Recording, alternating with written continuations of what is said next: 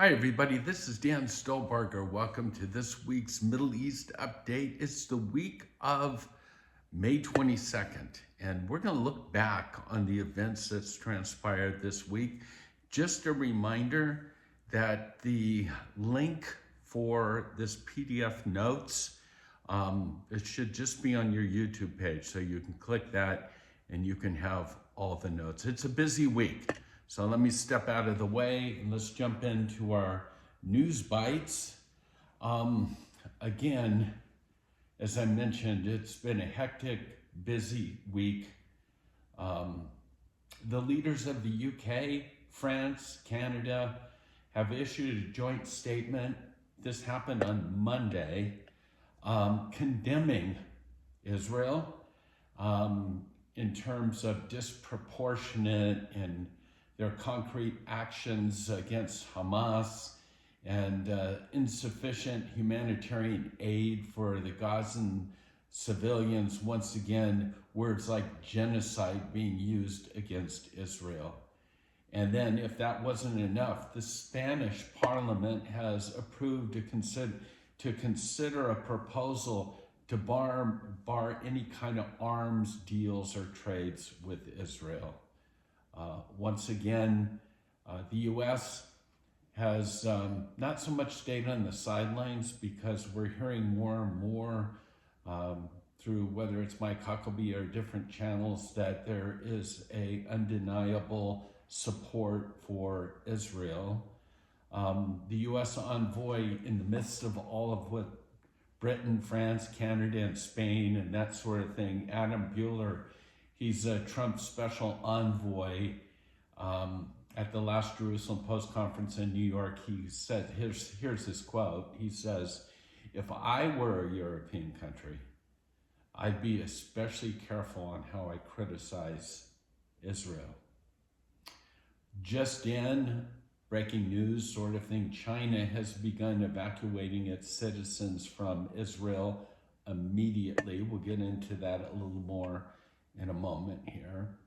But concerning the war, Bibi's made it clear. Let me just read his statement. The war can end tomorrow if the remaining hostages are released, if Hamas lays down its arms, if its murderous leaders are exiled, and Gaza is demilitarized.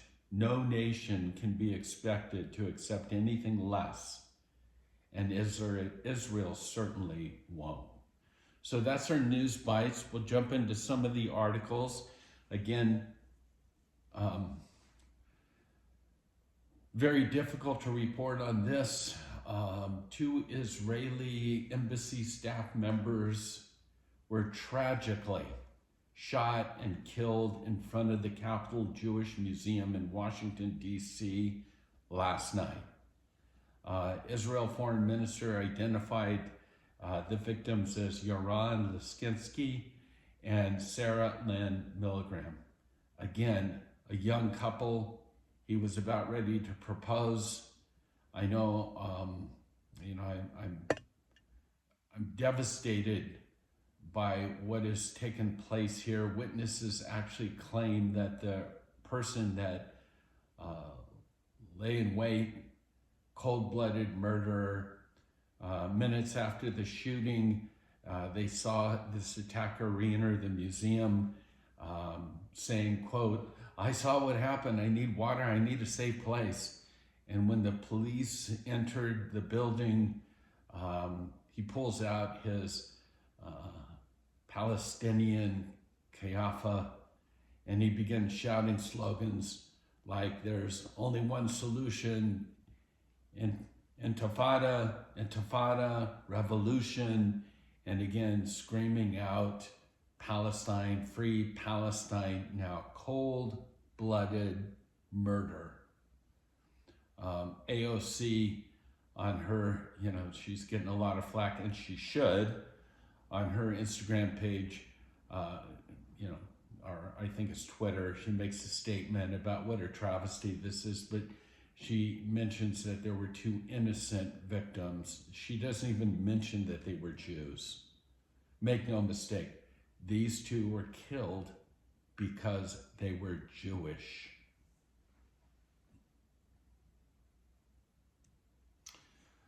And again, kind of behind the scenes, I think this is the blood libel that's, it seems innocent, seems stupid, but it really fuels the fire of hatred and anti-Semitism. So, you know, the Jordanian minister has come out and he's claimed, quote, Israel may have planned the murder of these two embassy staff members in Washington, D.C. to, quote, lessen the Western American pressure. And a couple days ago, believe it or not, Mahmoud Abbas, his senior advisor, actually claimed that October 7th, 2023, that those atrocities were aided by Israelis helping Hamas.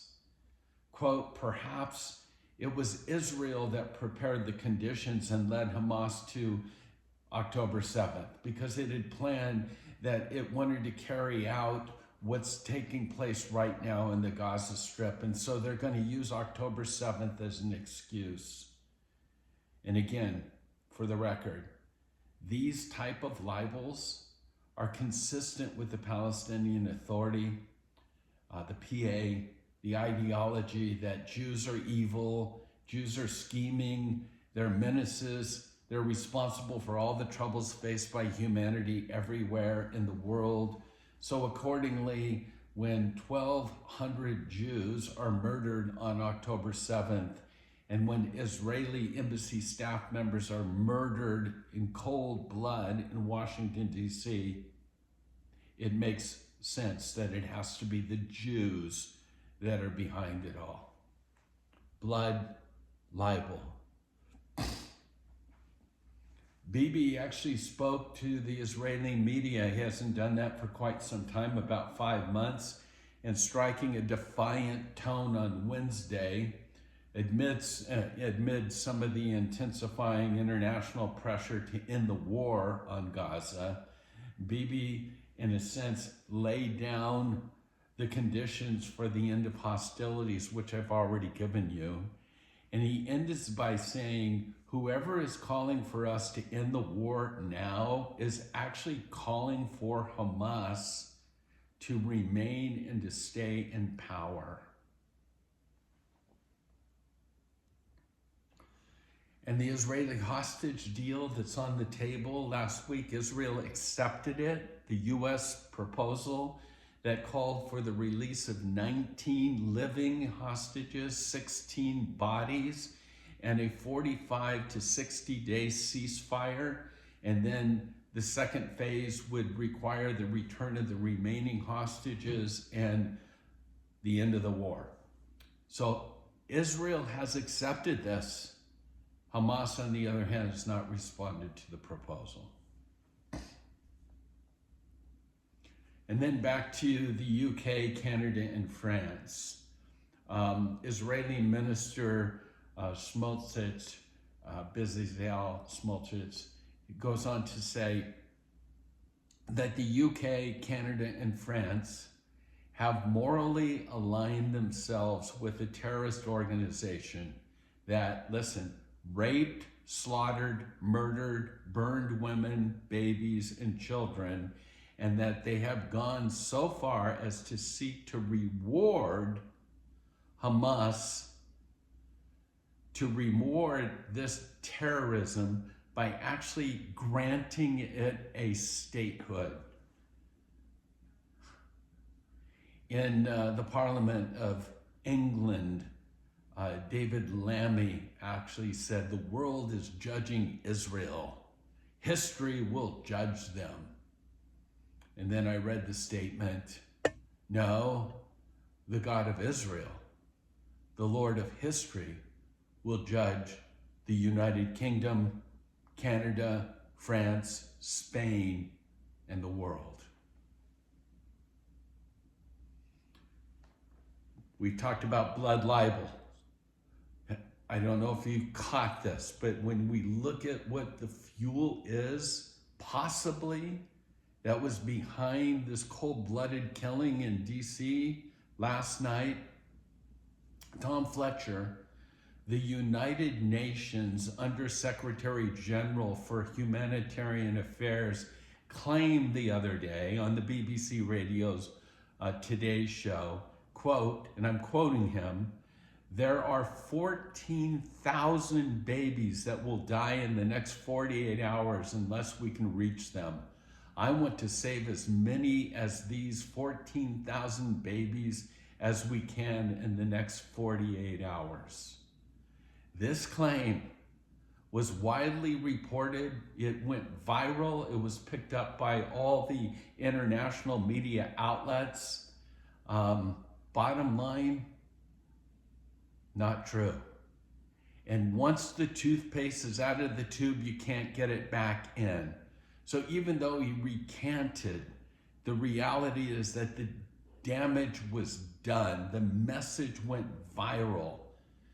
And Fletcher should hand in his resignation for causing this global media panic, and it is a blood libel. There is no truth to this whatsoever. And then, as I mentioned, Iran has rejected, not only did Hamas reject or did not accept the proposal, back now to the US and Iran's the nuclear sort of thing. Iran has rejected the US proposal. Breaking news, according to Reuters, Iran has rejected the US proposal without offering any sort of counter proposal whatsoever. Some believe that what's following is going to be an Israeli strike on the nuclear sites in Iran. We're going to have to wait and see on that, but this is actually reported by the United States. They've obtained new intelligence indicating that Israel seems to be preparing for a strike on these facilities in Iran. Like I said, it's been quite the week, and we ain't seen nothing yet. Kind of in wrapping up, I saw this posted on Facebook, and I said, I got to include this because it really does encapsulate the craziness of the world in which we're living.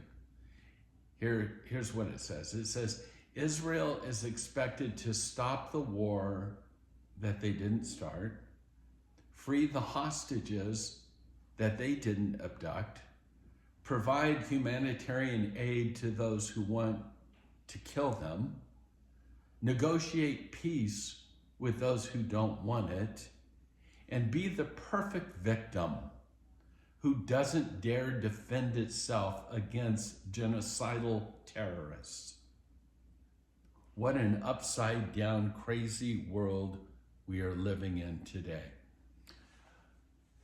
If I can give sort of end this a bit on a positive note, it's remarkable that Mossad has come up with, they've recovered approximately 2,500 original documents, photographs, and personal items belonging to the legendary spy Eli Cohen. And in the picture in the slide here, you'll see that Bibi was able to present these items to his widow, Eli Cohen, legendary spy, one of the greatest of all time in Israeli history. Again, upside crazy world that we live in, with this genocide. I wanted you to see this slide. Gaza's population has grown since October 7th, more births than deaths. Israel targets Hamas's military, not its civilians. The numbers here and the graphs speak for themselves. There is no genocide taking place in Gaza.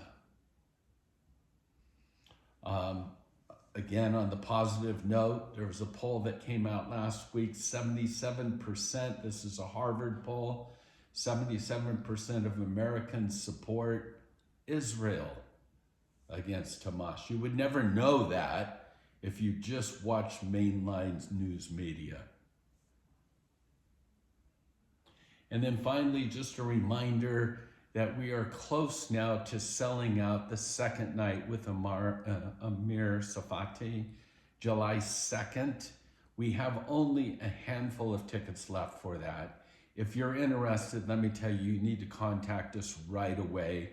Go to our website, holygroundexplorations.com, and secure your tickets for this event. So again, 2 nights. Now I can just about, the first night's absolutely sold out, and the second night we're 95% sold out. So if you're interested, you're in the area, now's the time, don't delay. And one last announcement, as we've been letting you know over the past 3 or 4 months, we're doing Holy Ground Explorations, doing one more official tour to Israel. Sharon and I have been to Israel and led over 50 tours. We're going to do one more.